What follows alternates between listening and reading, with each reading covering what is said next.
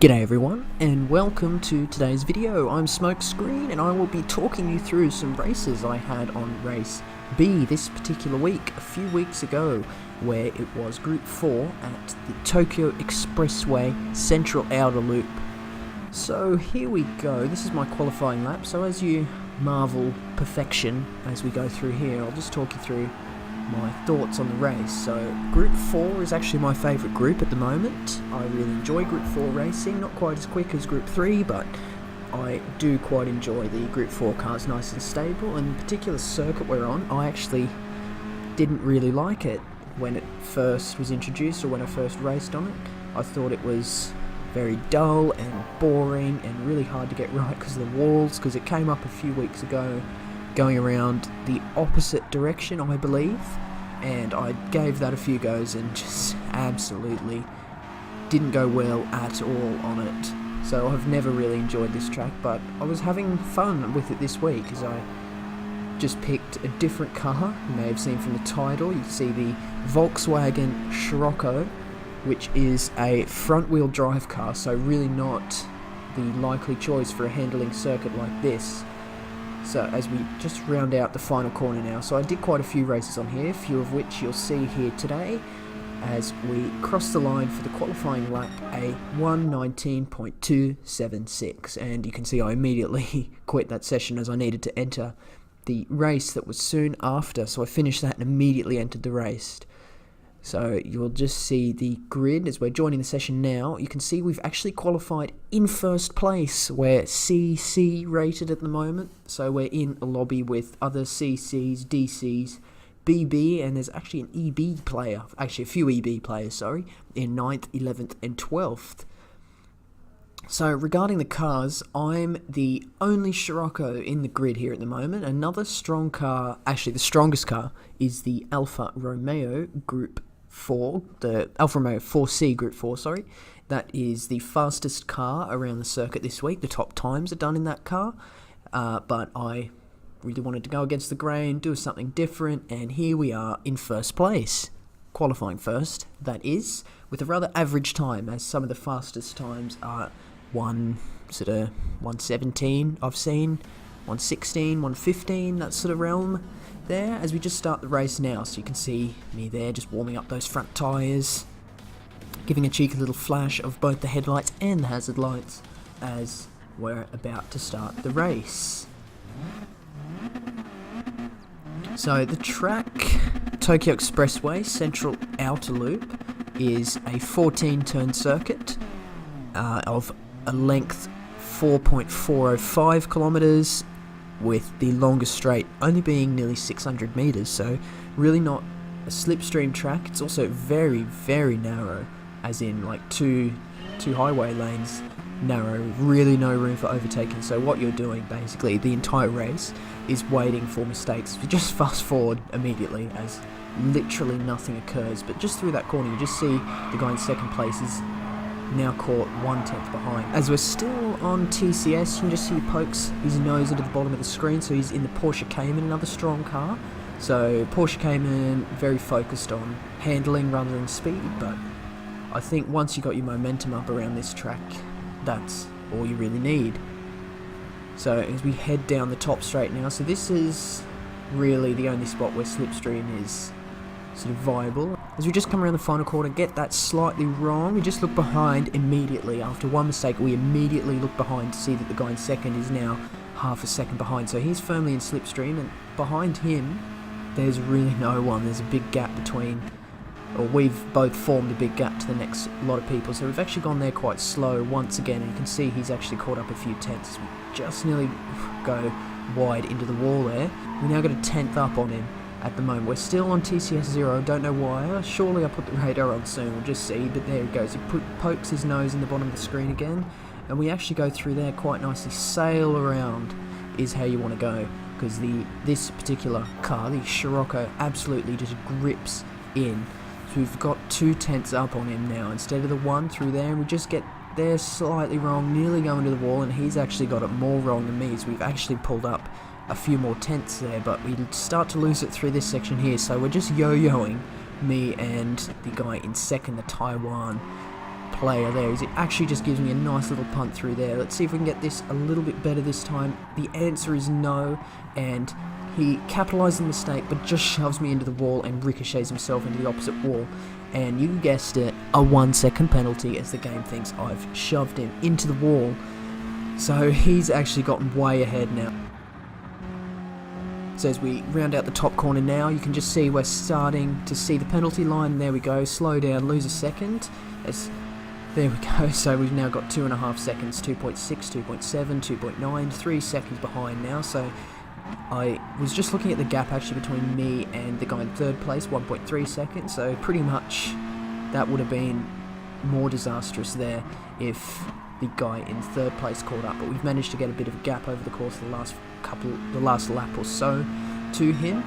So we just post the fastest lap there actually, so that, I believe that has an element of psychology. So the guy in first place, the Taiwan player, he's going to see that I have the fastest lap and think, oh, he's got, the guy behind me is the fastest man on the circuit at the moment. So that element of the racing, I believe, adds a bit of extra pressure and is more likely to force him into a mistake. But you can see as we round out here, he has not felt that pressure at all and posts himself a new fastest lap of 1:19.1. So at this point I knew I wasn't going to catch him and just wanted to post the fastest lap of the race by the end of this one. So I'm going to take you through a lap of Tokyo Expressway. As we come around the first corner, so we just go right out to the left-hand wall at about 190 k's an hour and bring it right to the outside for turns 2 and 3, sorry. Taking it as one smooth curve going through the tunnel now. As we come up the hill now towards the top corner, turn 5, so we're going to take this nicely just as we come over the crest, start turning a little bit of trail braking, coming down to about 210 k's an hour right to the left-hand wall as we come round the top straight there. So now we're going to be coming down the hill, turn in nice and early, a little bit of trail brake, didn't quite hit the apex of there, but got that quite nicely, a little bit more trail braking through there. So this track is mostly about trail braking rather than long braking zones before corners.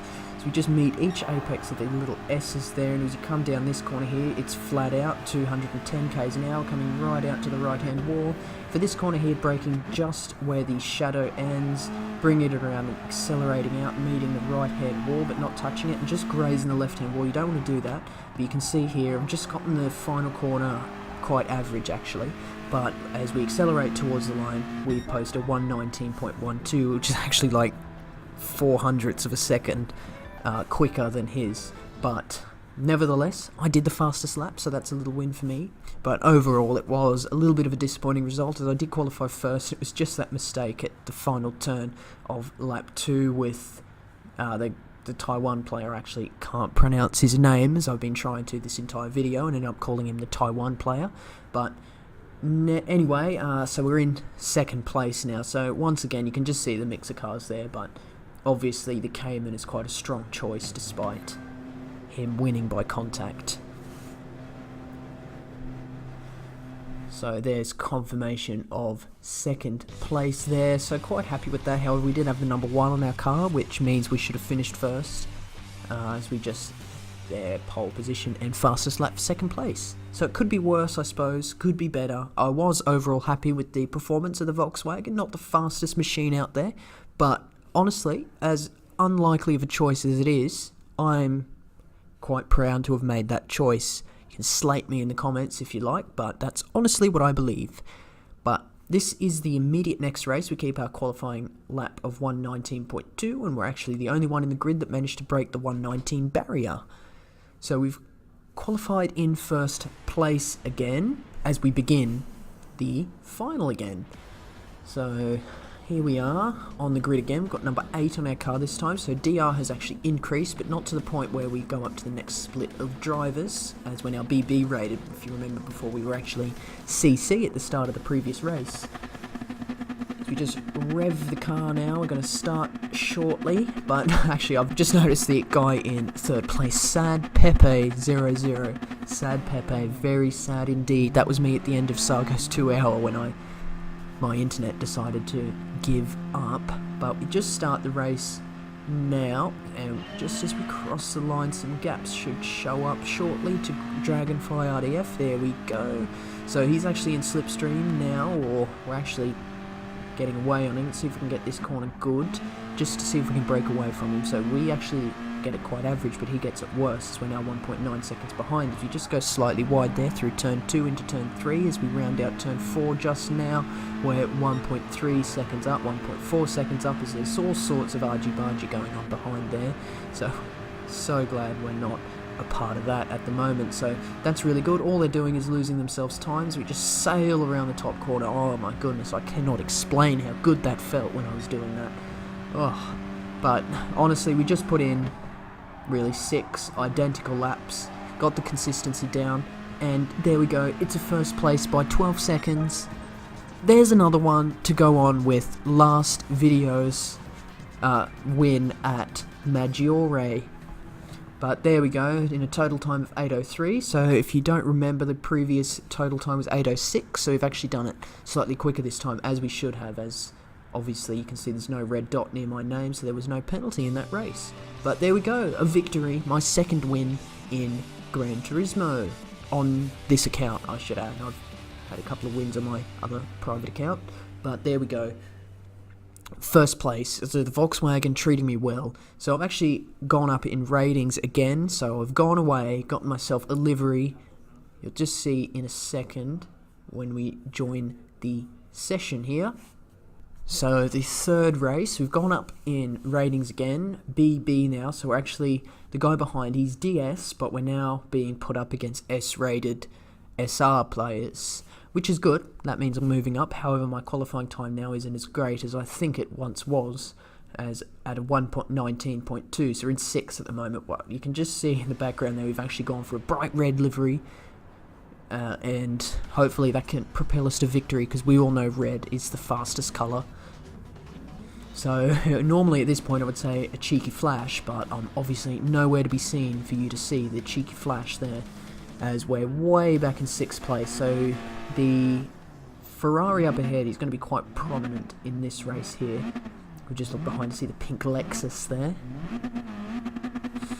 So just as we rev the car, auto drive kicks in to warm up the tyres for us. Thank you very much. Again, we just come around the final corner to begin lap 1 of this race. So here was really no chance of first place unless they absolutely killed each other up ahead, but I don't think that's going to happen here. So my main goal is to finish ahead of where I started. So goal is 5th here, as the Ferrari actually slams into the wall ahead of us. The just stock yellow Ferrari coming over the bump through there, nearly go into the wall on the inside, a little bit too sharp of a corner, but we managed to get through there fine. So we're now in the Ferrari slipstream, coming up towards turn 5 of the circuit here. As we just sail around there, the Ferrari just brakes a little bit early, and I'm kind of distracted and don't get a good run through there, or as good of a run as I would have liked. So we're at the top straight now in the Ferrari slipstream, 0.1 second behind. We just pull out, look up the inside for a move, but decide it's just not going to happen,